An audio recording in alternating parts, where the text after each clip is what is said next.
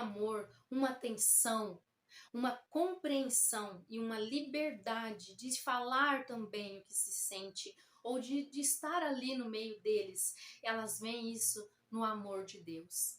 Então, quantas mulheres também, como nós falamos em Abigail, que vão experimentar o amor de Deus, a companhia de Deus, o amor incondicional do nosso Senhor no nosso coração. Então essas mulheres experimentaram isso. Essas mulheres puderam sentar ali, porque na verdade naqueles tempos os rabinos, aquelas pessoas que ensinavam, não aceitavam mulheres. E quando Jesus falava, havia homens e mulheres. Tanto que na casa de Maria e Marta, ele era amigo de Maria e Marta e Lázaro, mas ele era amigo de duas mulheres, imaginem, e elas moravam ali com Lázaro e estava ali, e quando ele estava ensinando, Maria estava aos seus pés aprendendo. Então, se fosse outro rabi, né, naquele tempo, outro mestre, ele falaria, olha, não pode, porque tinha o seu lugar separado. Então, hoje nós temos a liberdade de falar sobre esse Jesus, que veio trazer liberdade para nós, que veio mostrar para todos aqueles. Então, vocês veem que quando Maria Madalena é colocada ali para ser apedrejada por aqueles homens, só pegam Maria Madalena, não pegam um homem com quem ela foi pega. Então, a mulher é a escória naquele momento. A mulher tem que ser apedrejada. E Jesus ali está no canto dele e diz, aquele que não tem pecado. Então, não vamos apedrejar, mas aquele que não tem pecado, atire a primeira pedra.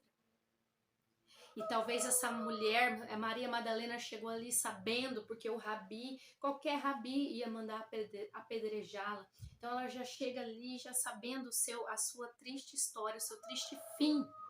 Uma mulher que ninguém sabe a vida dela, foi rejeitada, foi isso, aquilo. Então imagina, chega ali para morrer, mas aquele rabi é diferente.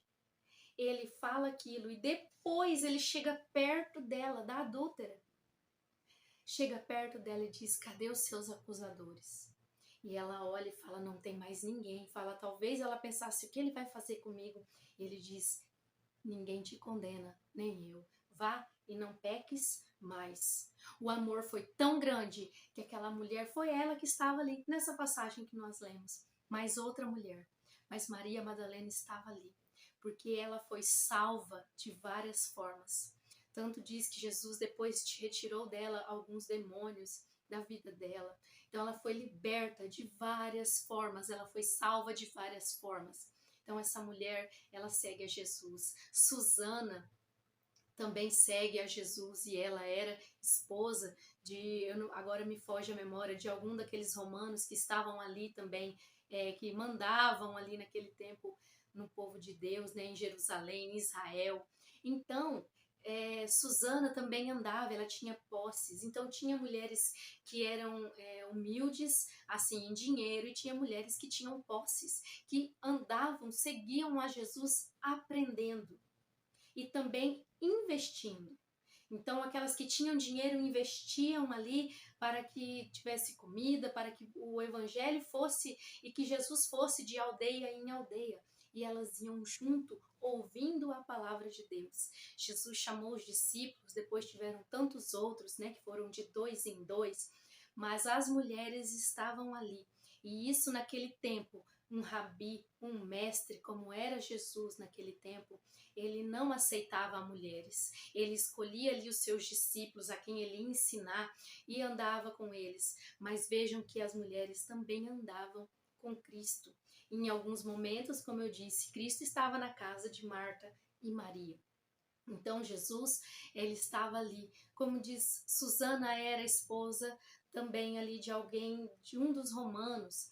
Então nós vamos ver, imagina como que era a vida daquela mulher. Se nós vamos estudar ali sobre o Império Romano, nós vamos ver tantas coisas, e nós podemos pensar que essa mulher passava por tudo isso ali no seu casamento, porque até mesmo ali no Império Romano, as pessoas nobres também não ficavam ali escolhendo os seus cônjuges, né? Eram casamentos arranjados também. Então vejam que mesmo com alguma liberdade a mais do que tinha ali o povo de Israel, elas também eram subjugadas. Então imagina que nós paramos para pensar como deveria ser a vida dessa mulher. E aquele rabi, aquele mestre, ele diz palavras que tocam o coração. Não só o entendimento, mas o coração. E essa mulher começa ali, junto com tantas outras, a andar com Jesus Cristo. Então, olhem só, Jesus deu essa oportunidade. Jesus deu essa oportunidade dessas mulheres ouvir a palavra de Deus. E hoje nós temos a palavra de Deus. Eu e você, mulher, nós temos liberdade para falar da palavra de Deus. E hoje, agora está... Ah, a mulher pode fazer isso na igreja? A mulher não pode fazer isso na igreja? A mulher tem... Então, nós temos que também entender o seguinte: Jesus veio trazer liberdade para nós mulheres, falar do Evangelho. Então, lógico que há estudos, lógico que há pastores falando sobre o assunto, porém aqui nós temos que parar um pouco com isso, ou seja, porque em algumas igrejas, algumas mulheres são consagradas à diaconisa, em algumas igrejas, não. Algumas igrejas, algumas mulheres conseguem alcançar ser missionárias, em algumas, não. Em algumas igrejas, nós talvez não vamos conseguir ser consagradas a diaconisas. Vamos colocar um exemplo assim. Então, tem que parar um pouco, porque às vezes fala assim, na sua igreja não tem liberdade, mas na minha igreja não se consagra diaconisa. Mas tem tantas outras coisas, nós temos liberdade dentro da igreja, nós podemos pregar o evangelho, nós podemos ministrar, nós podemos reger, nós podemos cuidar das crianças, nós podemos trabalhar dentro da igreja, nas missões, em tantas outras coisas. Então é só isso. Na outra igreja, consagra-se diaconisa, chamará diaconisa tal, mas ela também tem liberdade para fazer tudo isso. Então nós fazemos, então o que tem aqui não tem ali.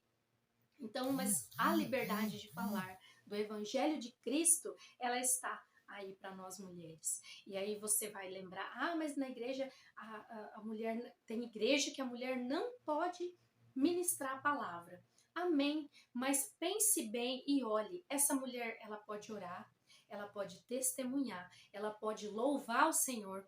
E geralmente quando é assim, ela cuida de várias pessoas fora do âmbito da igreja.